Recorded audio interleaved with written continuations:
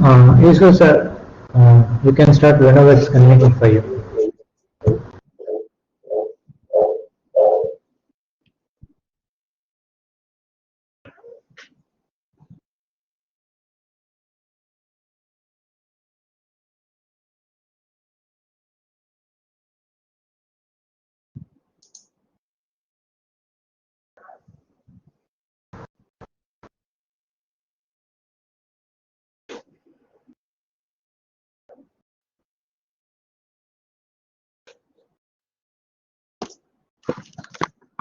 Sir, shall we start or shall we wait for some more time?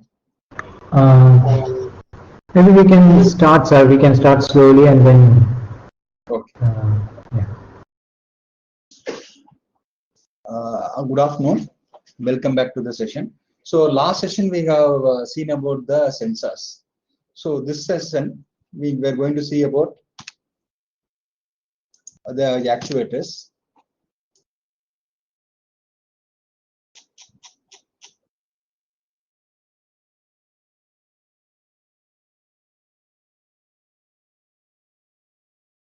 We're seeing about the actuators. Right. So what is that main function of the actuator? So we have the processor, we have the driver, sorry, we have the sensor, right? To do some action, we need some actuator.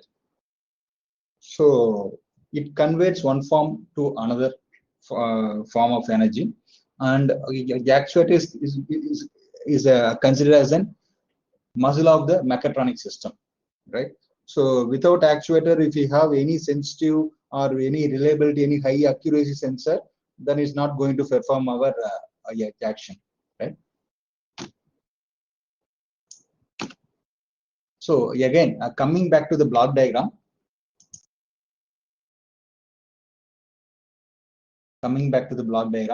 we have the controller, and we have seen the sensor and robotic link, right? Then to actuate, maybe for rotary motion, linear motion, or just a movement to particular place, kind of a pick and place, right? So all those things can be done by a actuator. So mostly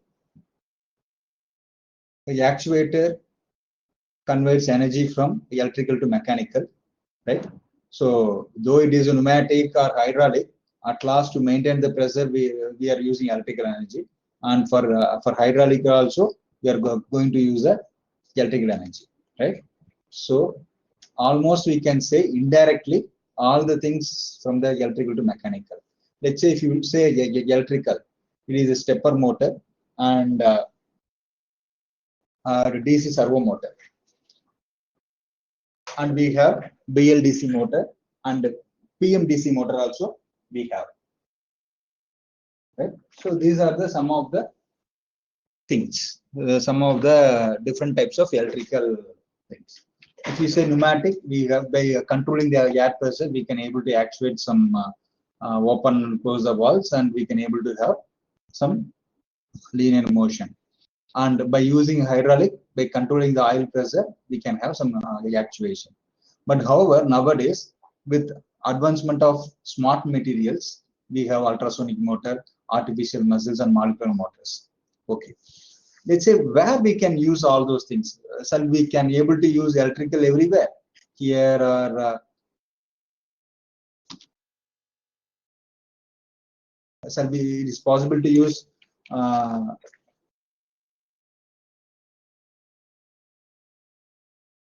it's a problem with the board.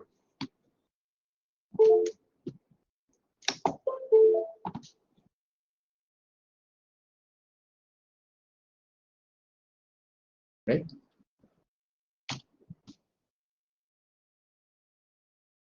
I need to do it. So is possible to use electrical anywhere? No, electrical can be mostly used in the joints, right?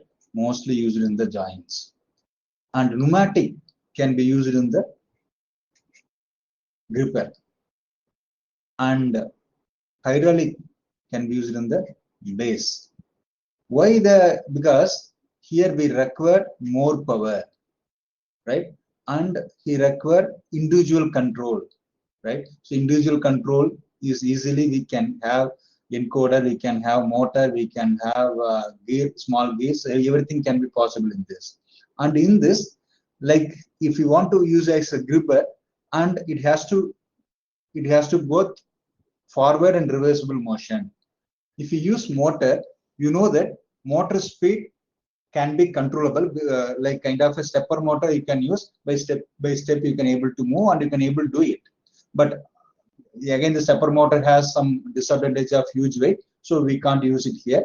And if you use some BLDC motor or PMDC motor or DC motor with gear, while rotating reverse direction, that is not a possible. The gear will have some problem, so backlash problem, so we can't use it. So mostly we can use it here, pneumatic system we can use. Otherwise, nowadays by using advanced material, we can able to use it.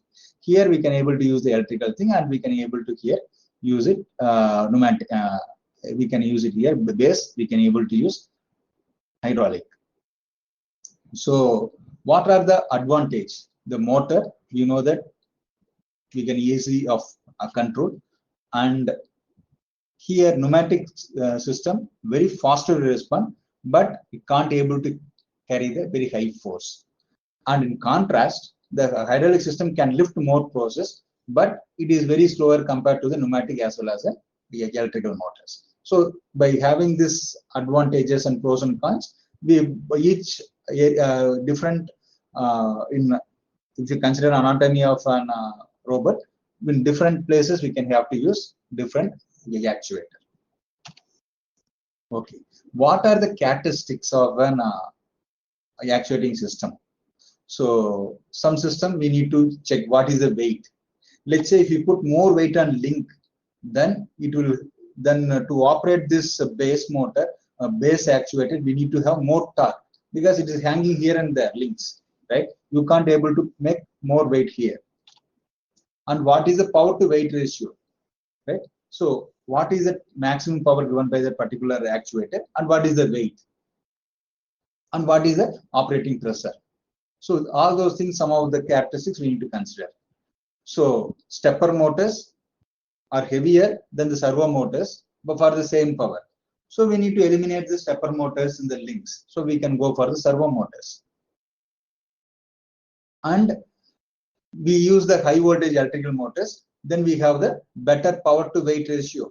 Let's say instead of 12 volt motor, if you go for 48 volt motor and 120 or 110 volt motor, you have the some better to power rate ratio. Then we have to have some power. We need to have the power system or energy.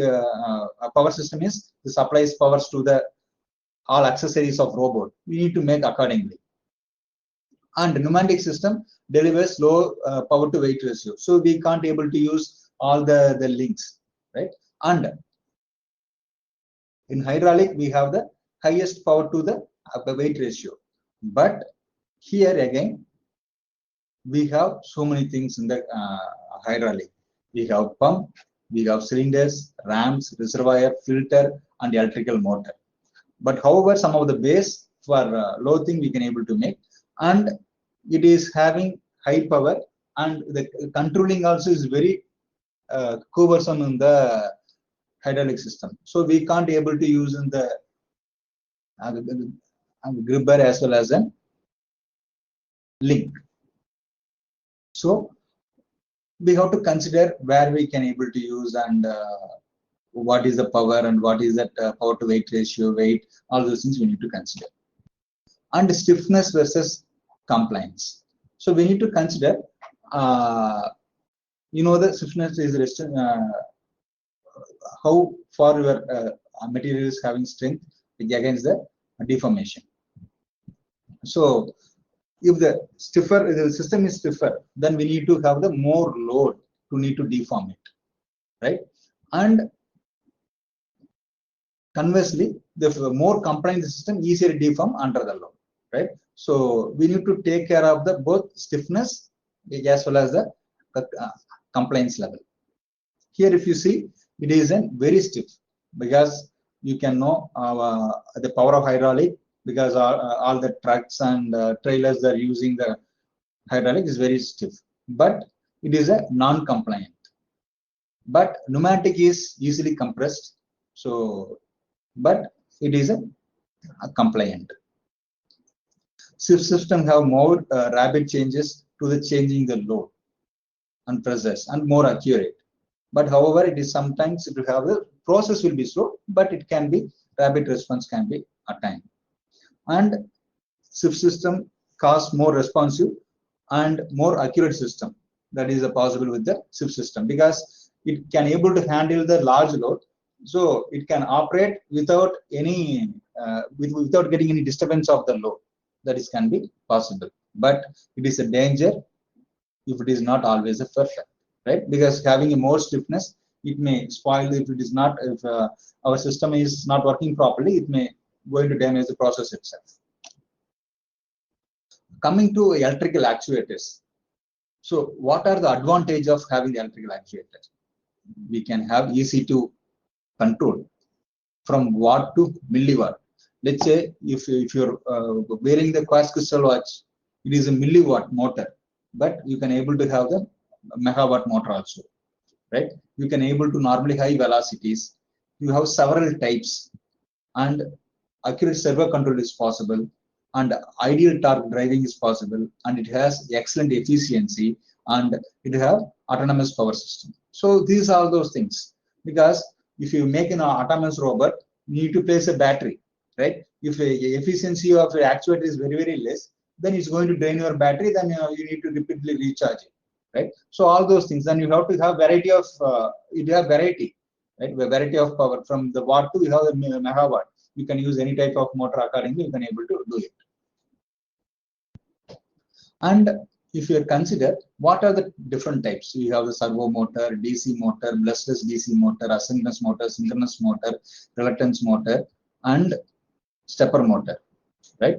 But most of the time we are going to use servo motor, and we are going to see some of the different types of motors in this lecture. So here, why different types of motors are required? One thing is again size and torque, right? Again, some motor can able to deliver more starting torque, some motor can deliver less starting torque, but again some motor can have the speed. If you change the load, there will be less difference in the speed, but it can able to maintain the speed. Some motor, if they load it can, though let's say for series motor, it have more starting torque, but if you increase the load, the speed is going to decrease, right? So we have different types of characteristics of each motor, and we need same thing for different application also, because all the application does not demand the same kind of an speed torque characteristics or torque characteristics or responsiveness or power, all those things. Okay.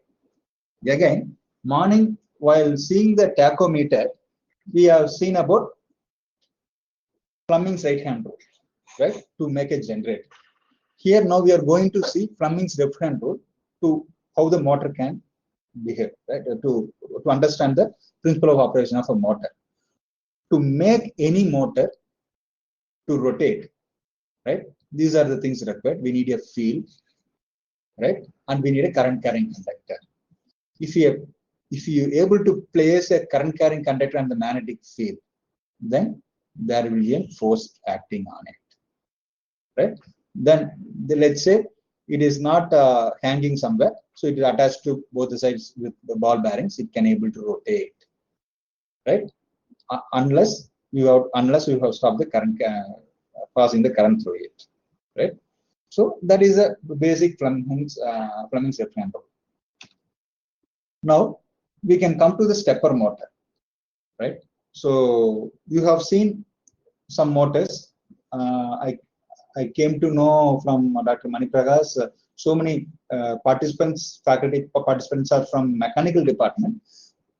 So here, what is the motor we use in your bore well motor? They called the induction motor, screw gauge induction motor. what is the motor in the mixing? That is called universal motor or series motor. What is the motor in the grinder? It's mostly the single phase motor, the capacitor and capacitor stop motor. What is an irrigation pump? It is a 3-phase motor, right? So these are the some high power motor, and it cannot be easily control. It can be controllable, but it can't be suitable, not suitable for the robotics application. Okay. Now you have seen stepper motor. You have seen the stepper motor. Let's say this stepper motor looks like an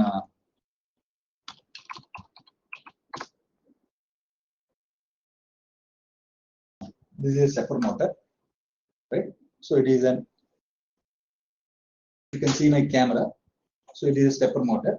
You can see this is a small motor, and you can have this. You can say it is an core is there. Inside we have the winding, and you can see the specification given the 12 volt and torque is 2 kg. Right. So this is a small stepper motor. You can able to find in your lab.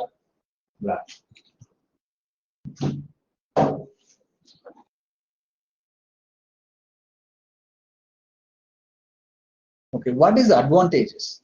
So the rotation angle, because whenever you start any motor, DC motor, an induction motor, or synchronous motor, whatever motor it is, as soon as you start BLDC motor, even as soon as you start, you can't control by step, but in this you can able to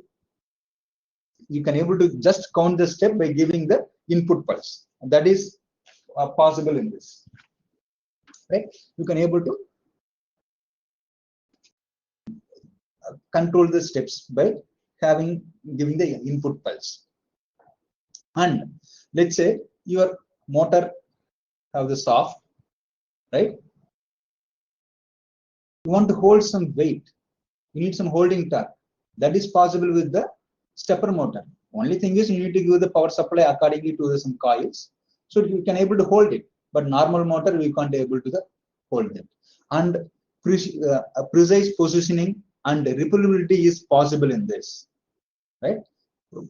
That is possible in this without any having a very complex controller algorithm, because here only you are using some pulse to change the rotation. Accordingly you can able to make it, and you can stop, and you can able to reverse the thing, and again you can start it, right? So you have the excellent response to that.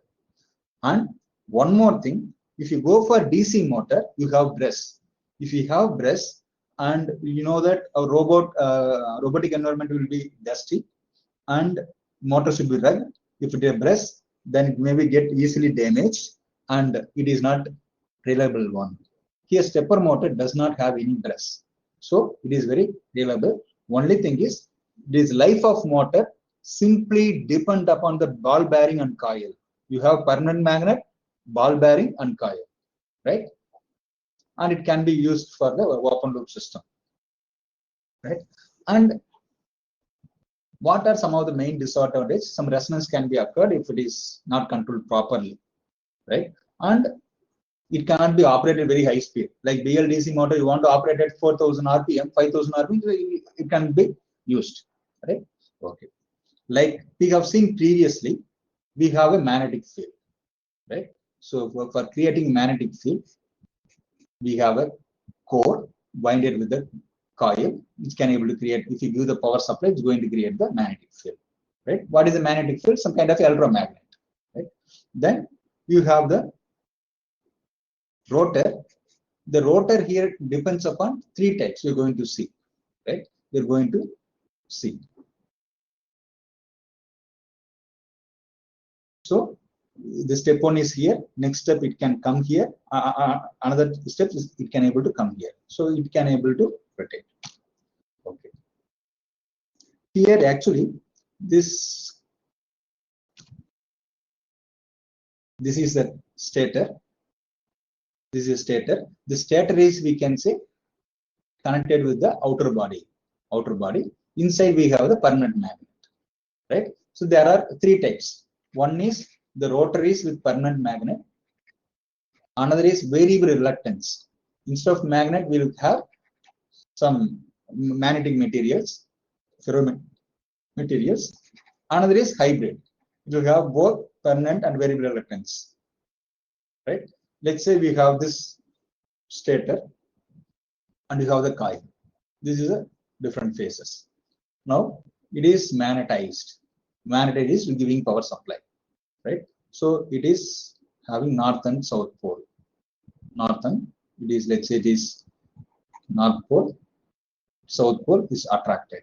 Now, by changing the, instead of this one, if you are able to make it, this is a north pole, this is a south pole, then it will rotate like this. Right? So you can able to rotate. You can able to rotate. So you know, like poles repels each other, unlike poles attract each other. In this principle, by changing the direction of current, we can able to change the direction of the poles of the electromagnet, right? So you can able to change it, you can able to make it. Then if you want to make it in between, then you have to make north pole. So the south pole will be in this direction. So at a resultant magnetic field, it is going to make the position, right? So like this, you can able to continuous, by giving the continuous sequence, you can able to rotate the motor. So I have seen the stepper motor is permanent magnet, variable reluctance motor, and hybrid. It combines the both characteristics of permanent magnet as well as a variable reluctance magnet motor. Okay. If you see permanent magnet motor, you have the core, right? And if you want greater resolution, what is the resolution? Resolution is, let's say, for each pulse is rotates 90 degree, then it is, we can't say it is having a greater resolution, right? It has to rotate as minimal possible, 1 degree or 1.8 degree, like that, right? So mostly the stepper motor available in the market rotate at 1.8 degree with micro steps. So then what is the possibility? Then you need to have more phases, right? So accordingly, you have to switch on this. Then you can able to control the position of the permanent magnet, so that you can able to get minimal degree of the steps, right? So again, these are, it is not like that. Is not a you can going to apply DC. So sometimes you have to apply like this, and sometimes the current will be flow like this. Sometimes you have to sequence. You have to you have to make a sequence so that it can able to continuously rotate with the desired angle each steps, right? So to understand, we can have the 4 pole, right? 4 pole. Now it is magnetized, south pole and north pole. The rotor is here. Again, this is north pole and south pole. The rotor is moved, and again here, south pole and north pole. Again, rotor is moved, right? You can see it is moving towards like this. Moving towards again south pole and north pole. It is rotor is moving. So how to change these poles? Already we know that only by changing the direction. Let's say now it is south pole. This is north pole. It is south pole. So the now current is passing like this. If you change the direction of current, it will become south pole, north pole. Same thing for A phase, right? So by this having 2 phase and having 4 pole, you can able to achieve 90 degree with simple. Then you want to energize this north pole and make it this also north pole. Then south pole will be here. You can able to achieve 45 degree, right? So this is the kind of thing you can able to give the sequence, and accordingly you can able to control. And what is the variable reluctance motor? So instead of permanent magnet, we have the variable reluctance motor and magnetic material here, right? We have the magnetic material. Like our current try to flows the low resistance path, the magnetic lines also tries to flows in the, which is having low reluctance, right? Wherever the low reluctance is there, it is magnetic lines tries to flow in that. So while tries to make the row reluctance, then it has to pull. It will try to pull this kind of teeth, right? This teeth is made up of magnetic material, which is attracts ferromaterial, is attracts towards the magnet, right? So what is advantage? We can able to make high resolution compared to the permanent magnet, right? So we can able to, because in magnet it is being a permanent magnet, making the small magnet is very difficult, and the more teeth can be added, right? Then you can have some phases. Accordingly, you have to, let's say now it is here. Now you make it this and a south pole. This is south pole. This is a north pole. What will happen? This will attract towards here. This will attract towards here. That is happening, right? So this position will come in the middle, right? Again, you make north pole and south pole. So this will go here, right? So according to the sequence, you can able to make, right? According to sequence, you can able to make. So we can have 3 or more stator windings to do that, right? 5 stator windings. So whatever see in the camera, that is a variable reluctance motor, not is a permanent magnet motor. It is a variable reluctance motor, right? So with this, again, we want to know about hybrid motor. Then it is combination of both the things. It is a combination of both the things. So we have the here inductors. If you see, inductors are in series. Inductors are in series. Each phase, let's say, because you can't able to create single monopole. You need to create always a dipole, right? You need to create always a dipole. So to have a dipole, the current entering will be a south pole and leaving will be a north pole, right? So consider this is the A phase. This is A dash, because current has to enter here and it has to leave here. This is A phase and A dash. Sometimes it may current enter here, leaves here. This is a B and B dash, C dash, right? So sorry, C dash opposite each other. So these are in series, but each different. These are in parallel, right? These are in parallel. We can't say it is parallel because parallel is, this is a parallel. The ground may be the common, but the source is different. We are giving pulse according to our thing. So we can't say parallel. So for same phase it is series, and remaining thing it is given to different pulse output. If you have the controller, it is giving the 3 pulse according to the rotation, right? Your doubt is clear? Thank you. Right? So in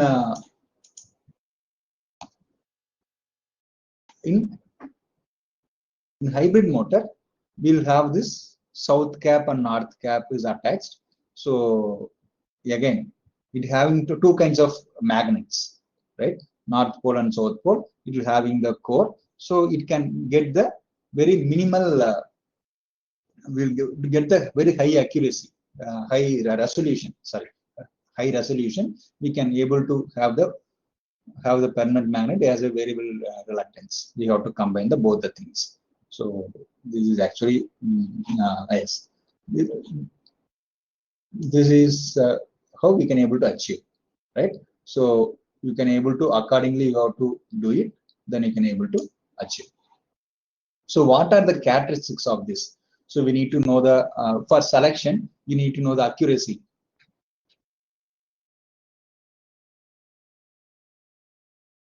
And step position error, step position error.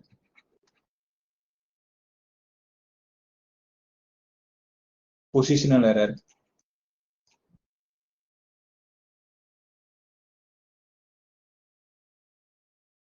hysteresis positional error. Let's say if you're doing reverse, then what is going to be have error, right? Error. Then what is that mechanical load, friction, all those things. And the important thing is an torque speed characteristics. Then holding torque.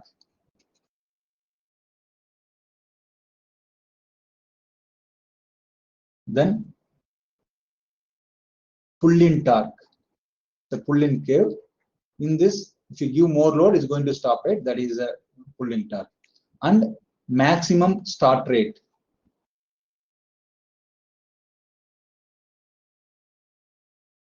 Start rate. So the maximum frequency you can able to give. If you give more frequency, then the motor will rotate, but it will miss some of the steps, right? So all those things, some of the characteristics before selecting particular application motor, you have to check. These are what are the things required for application. Accordingly, you have to choose this stepper motor, right? Again, maximum slew rate. So how fast it can be operate, right? And the single step resonance response. So if you give the single step pulse, how much time is going to take the time to respond? So all those things are required for the stepper motor. So again, we can able to operate different modes of operation. So bipolar, unipolar. What is bipolar, unipolar? Some motor, you can have a coil like this also. Like this also, right? If you give a power supply between A and B, only half the coil will energized, right? That is half step. If you are energizing full thing, then it is a full step, right? And you have, though you have 4 coils, you are operating with only single coil, that is called unipolar, and you're operating with 2 coils, that is called bipolar, right? So let's say in this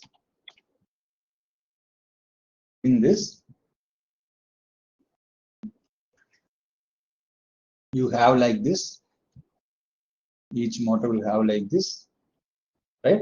Some point of time you can only execute, sorry,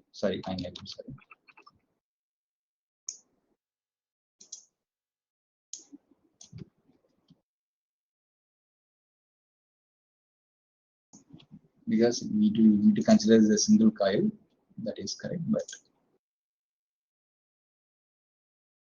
here, right here. So if we give power the center place, let's say A,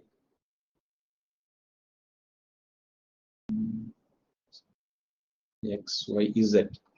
So if you're giving the power supply to this, then only half the coil is energized. That is called half step, right?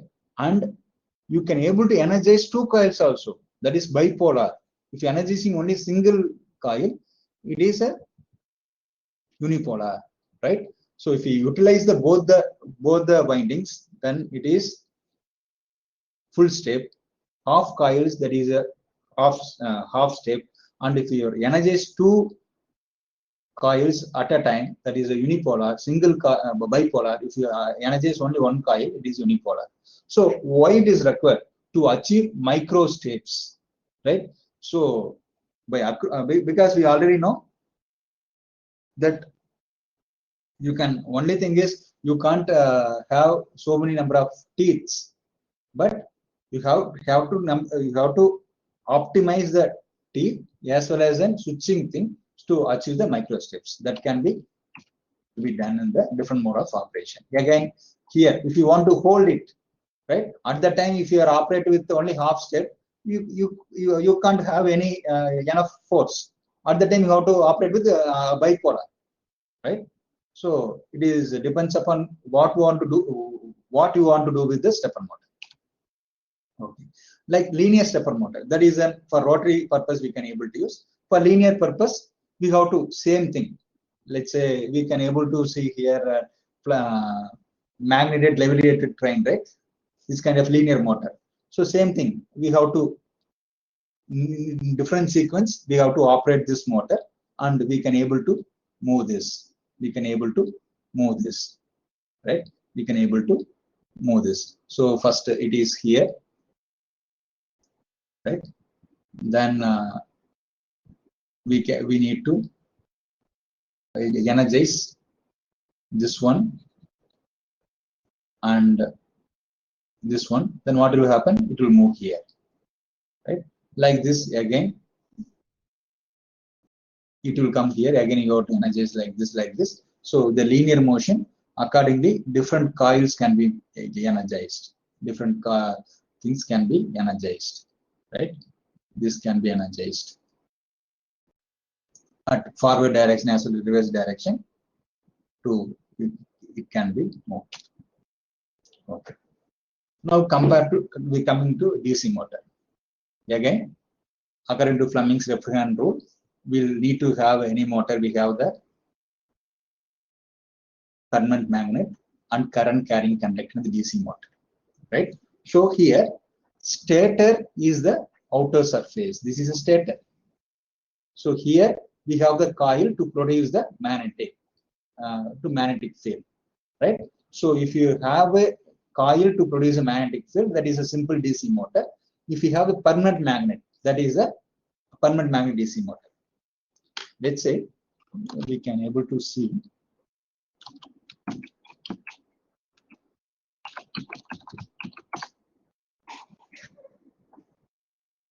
So this is a permanent magnet DC motor. This is a stator. This is the stator, which consists of a permanent magnet, right?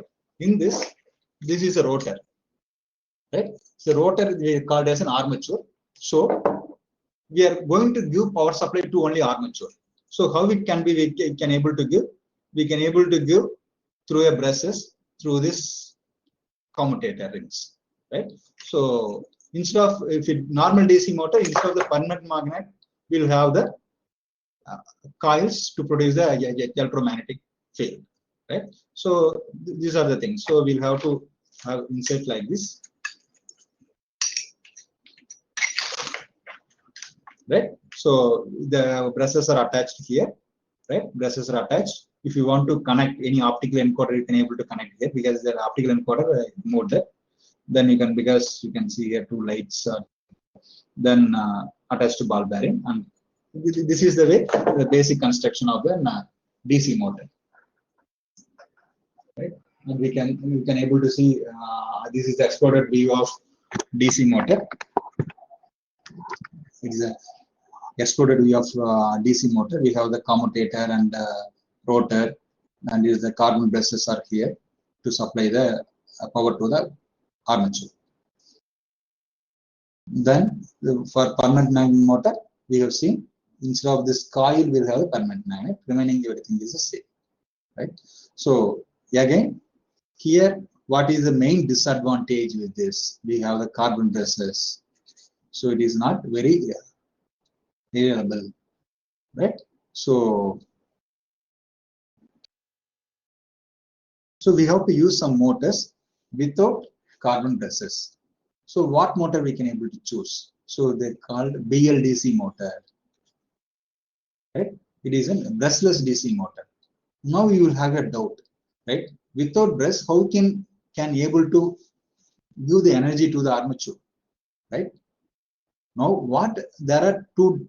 One is outer runner components, another is inner runner components, right? So might be you have seen the motor used in the quadcopter, right? That is a BLDC motor.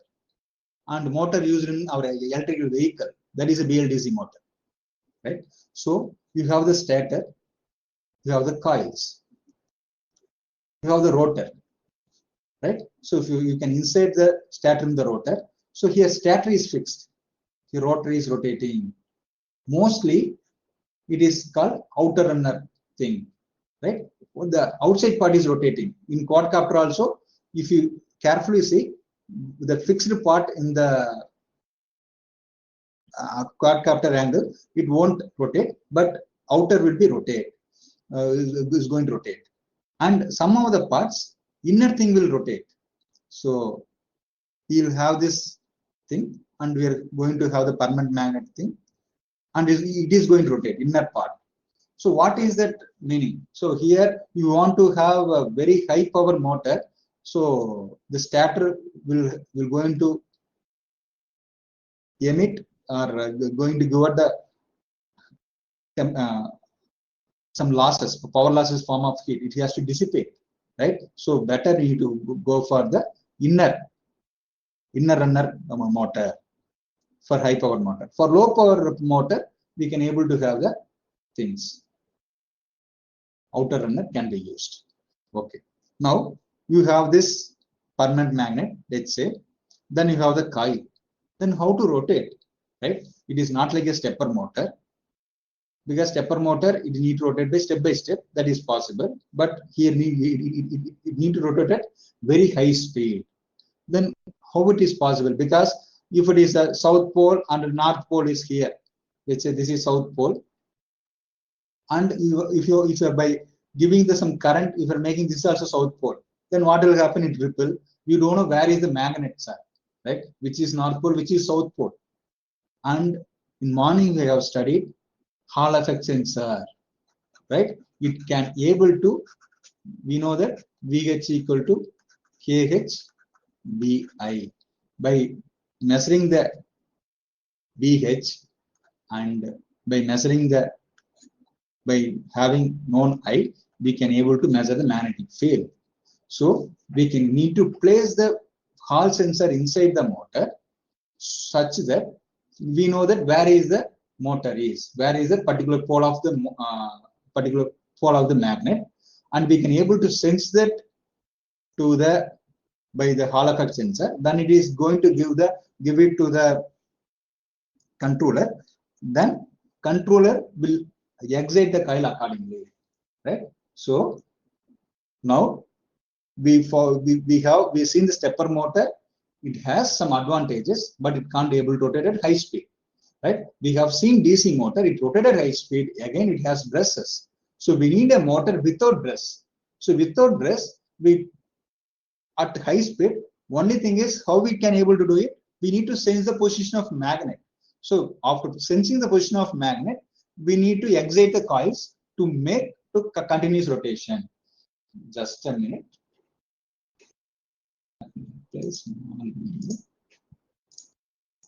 So all our electrical, most of the electrical vehicles motor, right, is working with the BLDC. You can see two-wheeler, the hub motor is there, right? So hub is fixed. So what I can see, this hub is fixed. This is it's a hub. Hub is excitation coil, and the rotor is having permanent magnet. So it's rotating, right? So that is fixed actually. It's a small video. The EX-15-7501 available exclusively on Dell.co.in.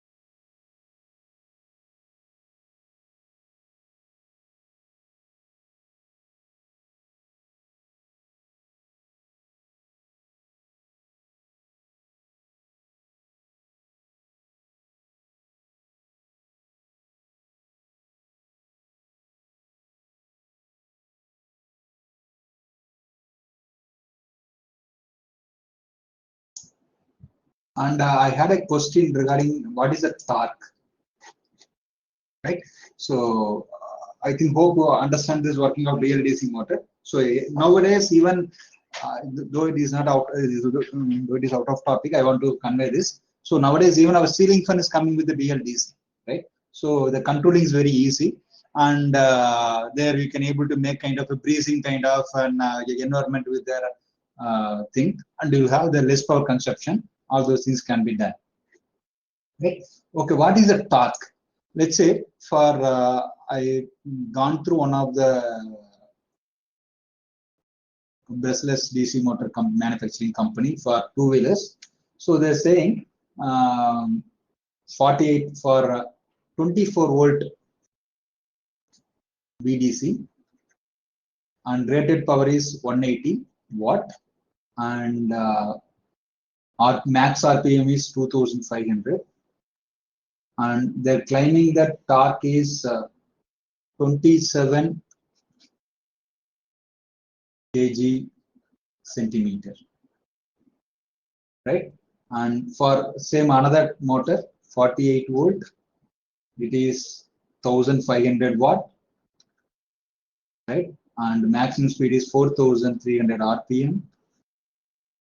Then the max torque is 130 kg centimeter. So this is the torque given by this consumer, right? Okay. So this is the where we can able to have the different torque motor and different types of RPM and different types of voltages, right? These advantages again, the main advantages is better speed versus torque characteristics, and it need to be operated at closed loop, so you can able to control the speed also, right? So you can able to control, what is the speed rotating by having the increase in the PWM pulse with the different phases. You can increase the speed, and it is a high efficiency. Without brushes, it can able to operate for long operating time, and there is only nothing except two bearings, nothing is in contact with the rotor, so noiseless operations and very high speed ranges can be achievable with this BLDC, right? Then what is the main advantages and comparison they given, right? So for BLDC, it is an commutation is electronic commutation based on Hall position. There is a brushed commutation. This is electronic commutation without any contact. So maintenance is without brush, less maintenance, periodic maintenance required because we're using the brush, and life longer, starter, and speed torque characteristics flat. So we can able to enable all speed at rated load, but moderately flat. As load increases, it will come down, and efficiency, it is high because there is no voltage drop across brushes, because brush is made up of a carbon. So the carbon have high resistance, and we know if the high current flows the carbon, we have the IR loss. So it is moderate. Output power frame size high, because for frame size by particular output it is as high because you have this reduced due to the superior thermal characteristics. It is moderate to low we have. Under rotor inertia it's have low because there is only permanent magnet, but here is a higher rotor inertia because the rotor itself going to have the coil with it to carry the current. Speed range is higher because there is no brushes. This is lower due to the brushes. Electric noise low due to the R's happen in the brushes. You have the high EMI. EMI is the electromagnetic interference, right? So let's say what is electromagnetic interference or electromagnetic compatibility. Now, if you are having a wearing earphone here in the lecture, suddenly if you get the call, right, you will have some noises, right? So that is kind of an interference that we call in electronics, that is an electromagnetic interference. And the cost of building high because it involved a high magnetic power, but low. Here control, it is complex and expensive, but is simple and inexpensive. And control requirements, already we have the control itself and running itself a controller, so it does not need any separate control for the speed control of this motor. But if we need to have the controlling speed control Brazil DC motor, we have the speed controller, right? So these are the different types of the rotor magnet cross sections. So we have the magnet, permanent magnet, like in this at periphery, and we'll have the rectangular magnets with embedded on the rotor. Otherwise, you'll have this magnet like this. So it depends upon the application. I don't know what is the exact reason this. I need to check it.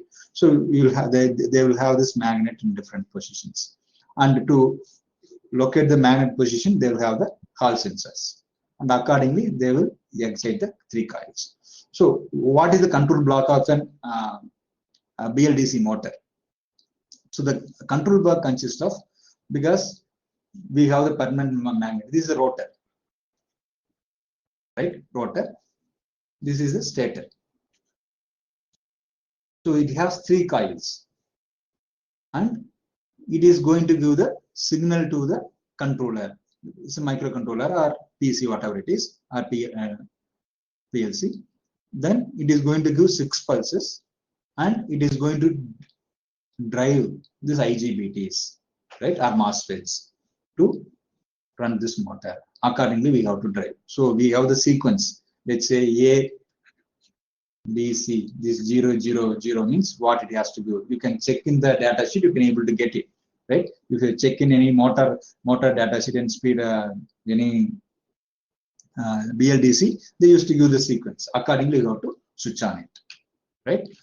So this is the control block. Okay.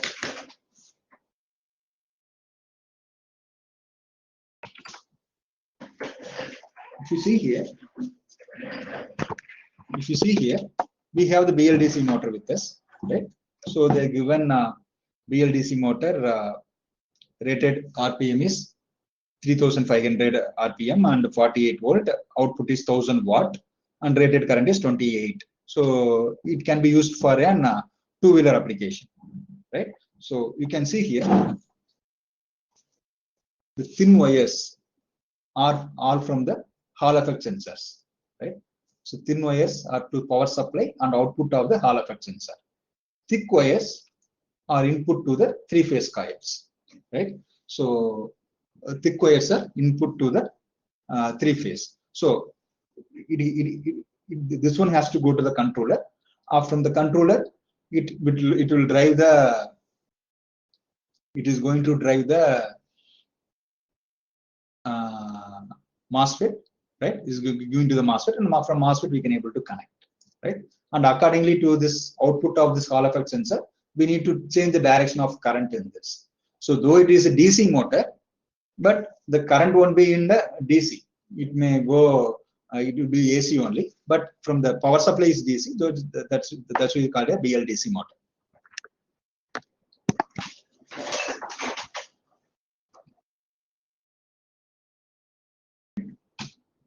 Next, we are going to the servo motor.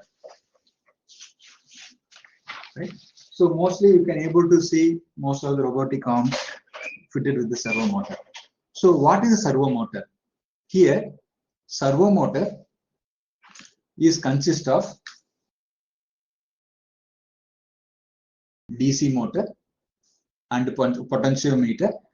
If you recall our morning class, again the potentiometer is a sensor to find the rotary motion and a control circuit, right? So these are the main things for the servo motor.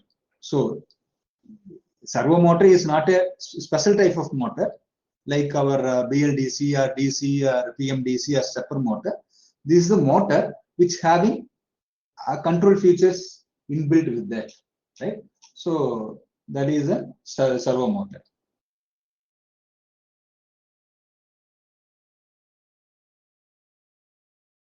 Here, main advantages are will have high in efficiency and power, and mostly used in robotics and food services, right? All those things, and it can be used with the proportional control itself. We can able to use it. So we want to rotate 180 degree. So you have to give pulse width. pulse width is 2 millisecond, and you want to rotate at 90°, the pulse width is neutral is 1.5 millisecond. You want to rotate to 0°. Rotate means the software has to go 0°. Give the pulse width for 1 millisecond. So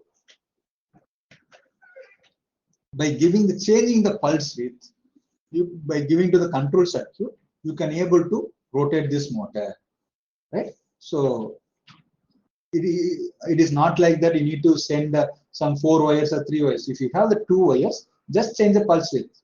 Hope you know. By changing the on-off time, that is called pulse width.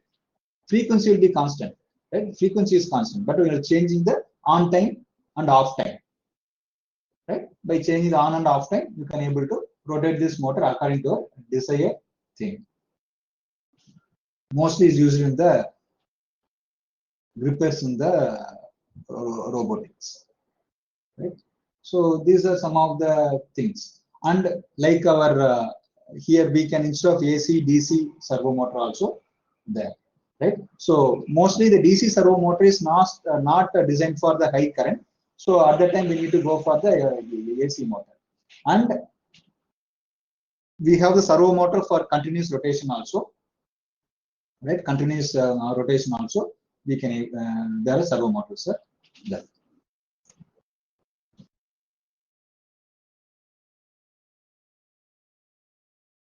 Right now we are coming to kind of an from electrical to hydraulic thing.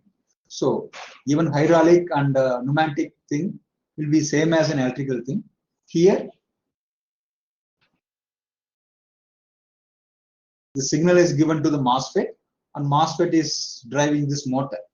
Same thing. Here instead of MOSFET, you have the compressor, valves, all those things here in hydraulic, and the fluid is flowing through this to control the load, right? So this is a kind of an electro-hydraulic and electromechanical, because any system cannot be a complete hydraulic. Otherwise, it should be driven by any engine kind of thing. So it is electro-hydraulic, electromechanical actuator. Same thing, electro-pneumatic, instead of oil, we will have the compressed air to operate this. So here, advantages of pneumatic actuators are the hydraulic accept power from the compressed air. Advantage is fast and on-off types, and big force is velocity, and there is no leakage problem like in hydraulic. That is possible in this. The disadvantage is, you know, this very fast acting thing, so we can't able to have the precise speed control, and we can't able to control the air pressure suddenly in this flow cannot be stopped. And hydraulic can be instead of fluid air, you have the fluid.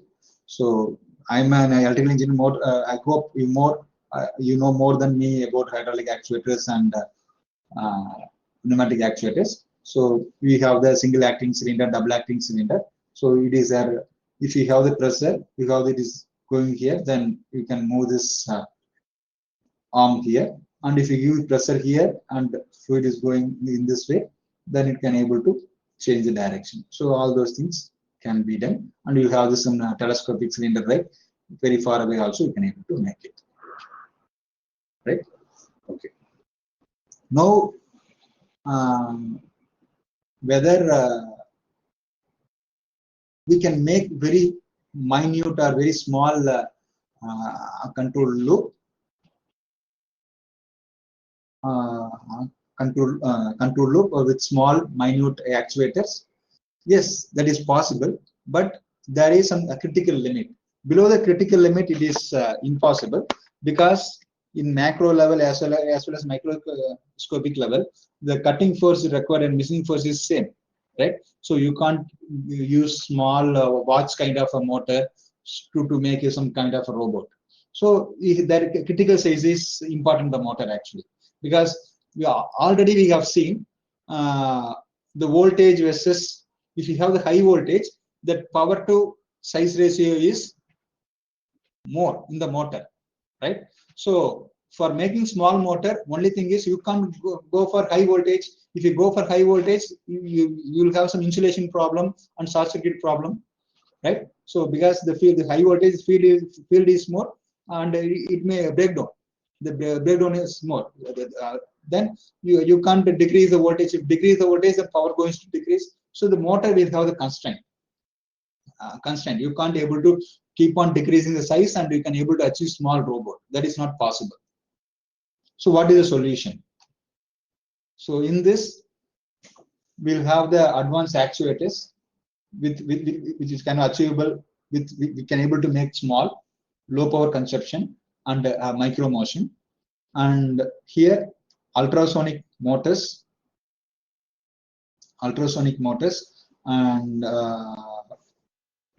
we can able to make. We know this piezo ceramic, right? The piezo ceramic can be used as an ultrasound motor also, because the piezo materials, if you give the force, it is going to give some electricity. If you give some electricity, it is going to give some movement also, mechanical deformation also. So by this we can able to make micro robots, cameras, micro motion devices, and we can able to make artificial muscles with prosthetic and application, molecular motors. We're going to see one by one story. Right. So this one,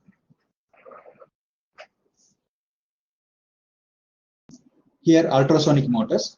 So if you see a DSLR camera, you can see while zooming, you can able to see some sound is coming, right? That is due to this. It is activated. It is activated. You are going to give power supply to this crystal, a piezo crystal. So it will going to have some direct impact on the rotor. It is going to give some kick. So it is going to move some of the things. The rotor is going to move. Like this, we can able to make it. You can give the kick to individual piezo crystal, or cumulative you can give. Then you can able to achieve some rotor thing. So, okay, then what is the main advantages in this? Because you can make crystal. If you cut, if you give power also, it will have this piezo crystal effect, right? So it is not like that motor. If you cut the motor into half and if you want to give the power supply, it won't work, right? But this piezo crystal, if you cut anywhere and if you give the power supply, it will have the effect. That is the possible thing in the piezo crystal.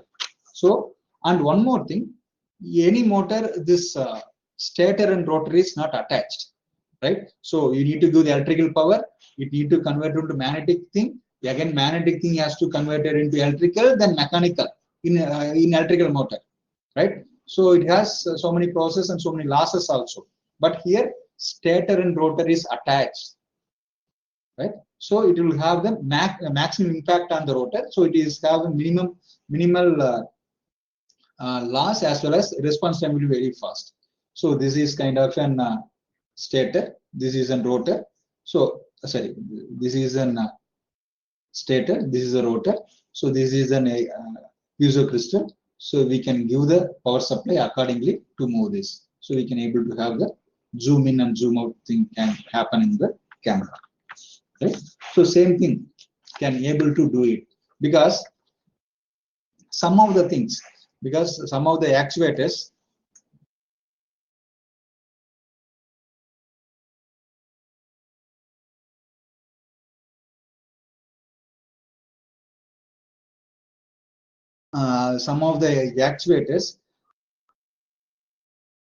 this one, yes, we need to the actuator also need to be selected, because it depends upon the critical applications, right? If you want to do painting, there you should not use this one ultrasonic motors, right? There we need to have, we can have the very high accuracy can be is not a critical thing. But if you want to do, but by using the haptic, you want to do the operation, right? Surgery, then you have to use the ultrasonic motors to move very slightly. Then you have to do that, right? So that is the main advantage in this. So with this, we can able to make small inches and power also, and we can able to make. So there is a question: any selection of motors for specific application? Yes. One thing is, what is that voltage thing you are going to maintain? Let's say your robot system is going to have only 24 volt. So if you suddenly introduce only some 230 volt motor, then you have to have some power electronic things, and you have to have safety features need to be involved. So again, what is the again torque? Again accuracy, right? So how much accurate you need to control the motor, and what is the weight, right? So if you have the link is having more weight, then base has to have motor has to have more torque. Then voltage, again controllability also, right? So if you want to develop only basic operations, then you can go with operations, then accordingly you have to do it. If you use BLDC, then control mechanism is very difficult, but it can be rotated rotate at very high speed. So it is depends. There is again speed torque characteristics. If load is there, your speed should not decrease, right? This speed should be constant. So all those things we have to consider for particular application. Let's say what is your application? That is the important thing, right? So for arm, you have to consider the weight, and what is that weight it has to lift, and what is that response time. So all those things you have to consider. Then you can able to choose the motor.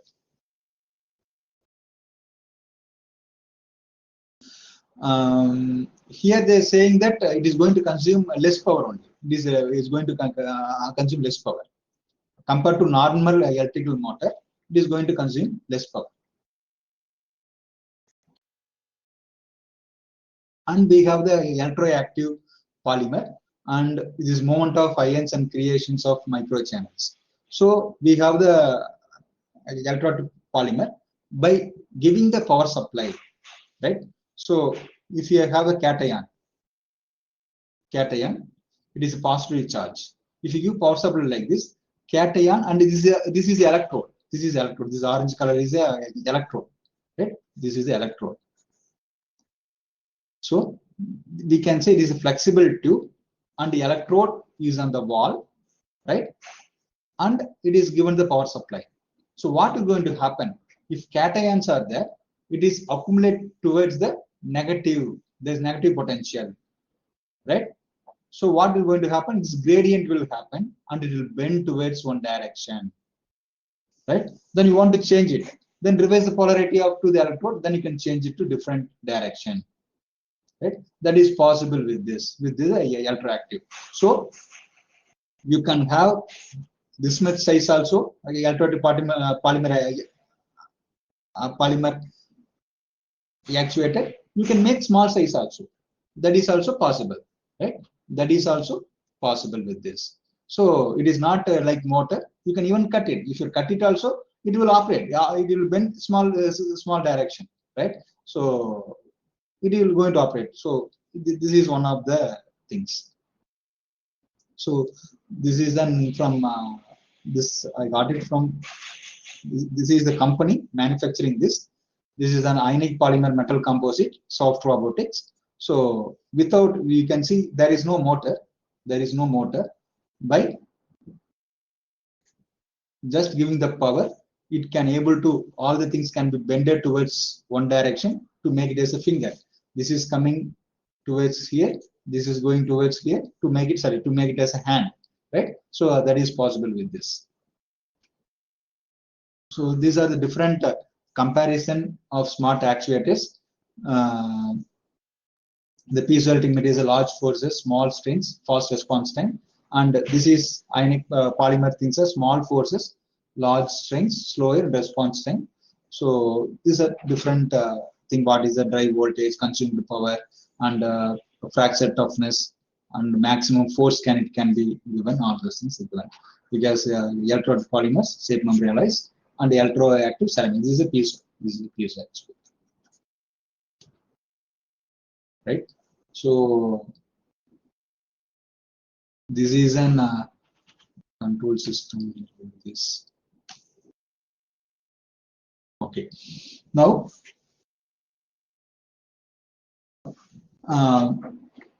now we have the sensor, we have the actuator, but we always forget about the power system. Let's see, if you make an autonomous robot, the robot should be autonomous, but it consume 5 kilowatt, and it has to be mobile robot. Then if it is possible, then we need to have very huge power backup for this. Otherwise, the generator should be attached in this, right? Then we need to consider about the power, like IoT system, that is Internet of Things, lifetime of Internet of Things deployed in some remote places is mostly depend upon the lifetime of a battery. Here also, we need to consider what is the lifetime of an robo reaction, because though the robo not going to deploy in remote place, sometimes you're going to deploy in remote place, because we should know what is the energy and power requirement of the system, right? So if you go according to the formula, then it is very easy. But if you go this, if the robot weighs 50 kg, right, it has to climb 6-meter ladder 10 times a day, then determine the potential energy required to climb the ladder using formula PMGH. Then if you make it, you are going to get 2.940 joules, right? You know 1 joule equal to 0.00278 watt. So this is equal to around 0.871 watt, right? So the 871 watt is very, very small energy. You can get it from AA battery.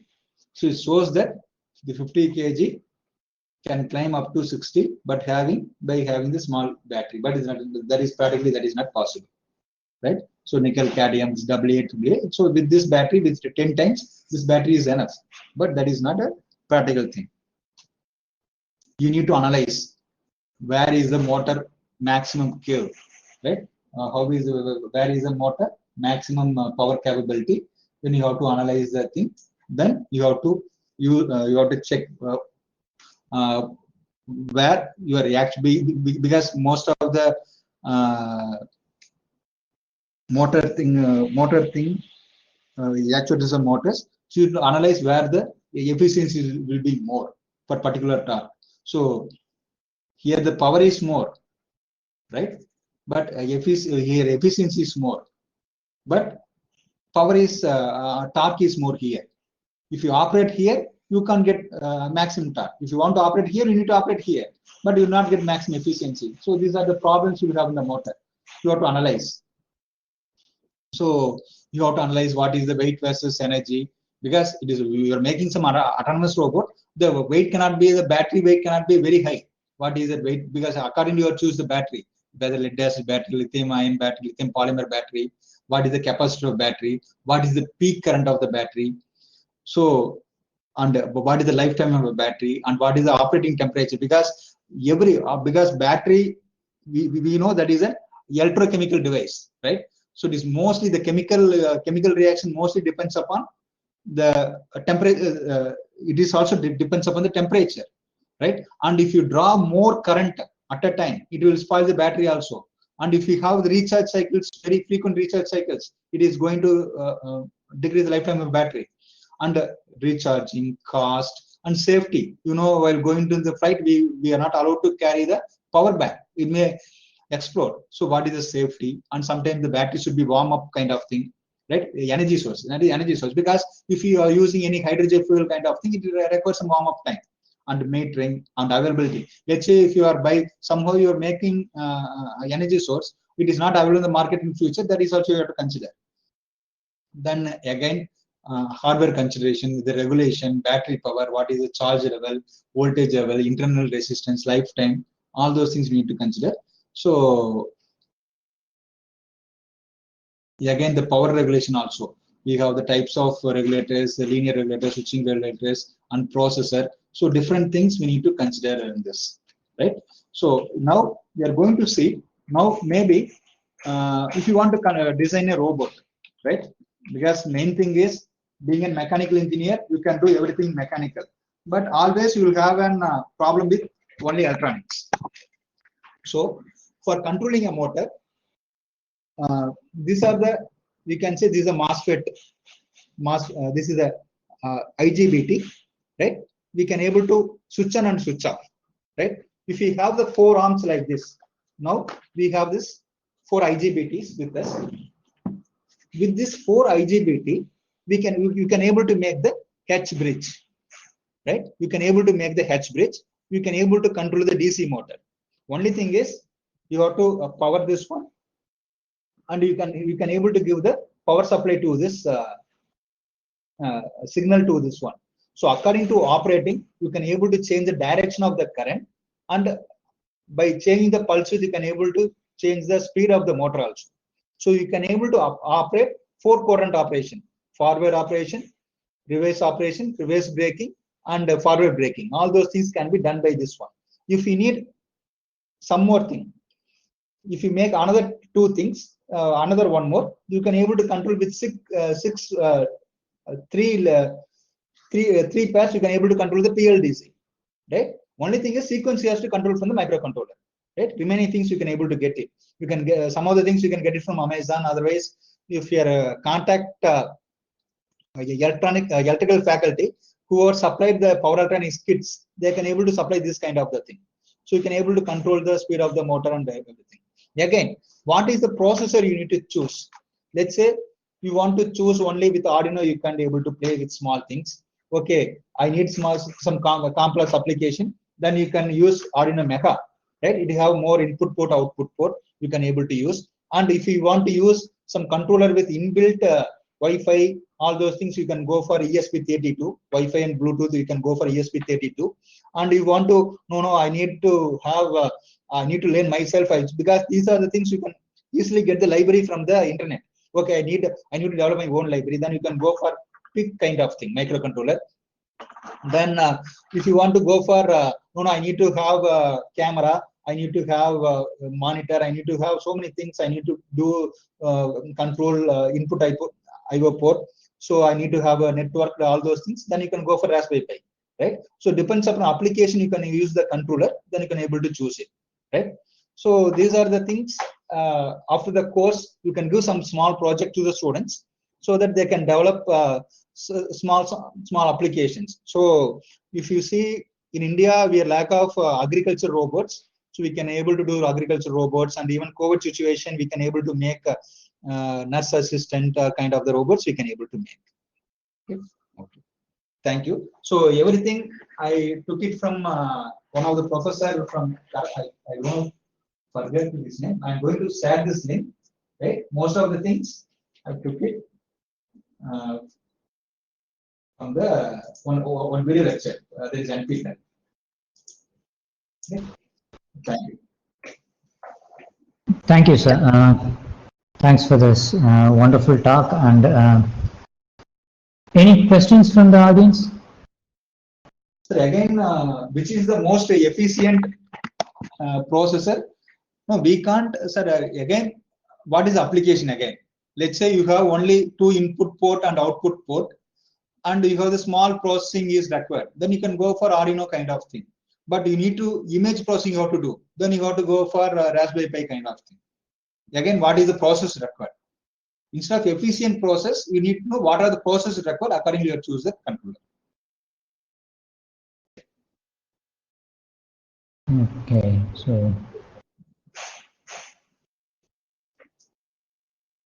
any other questions?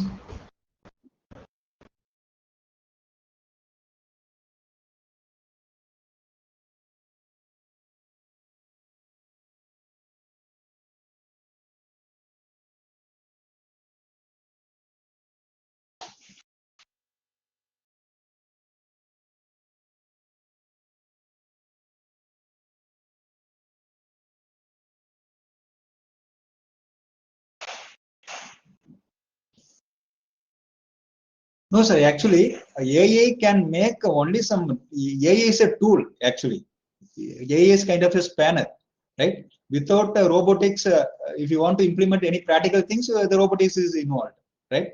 AI can make some with algorithm. You can make some decisions. You can give some suggestions or prescribed solutions, kind of thing. But again, the robot has to do, right? If you make autonomous robot also, you have sensor, you need to have lidar.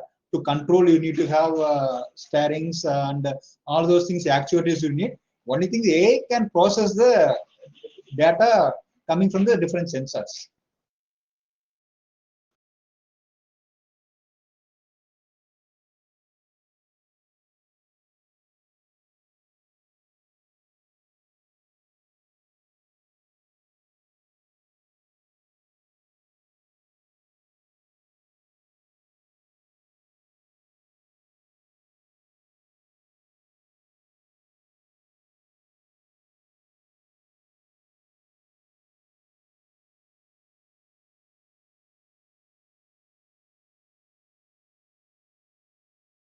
Thank you, everyone. Sorry, sir. Got some issue with the internet connection. Okay. So that little announcement is tomorrow's first session is by Dr. Shant Kumar from IIT Palakkad. He'll be talking about wheeled robotics. And after that, there will be a talk on artificial intelligence in robotics by Dr. Krishnaya from IIIT TDM Karnool. And then the last talk, I will be doing it in the trajectory planning. Okay. So, yeah, so that's for tomorrow. And once again, would like to thank Dr. Ishwaramurthy for this wonderful talk. Thank you, sir. Thank you, sir. Thank you. Yeah, we'll end this.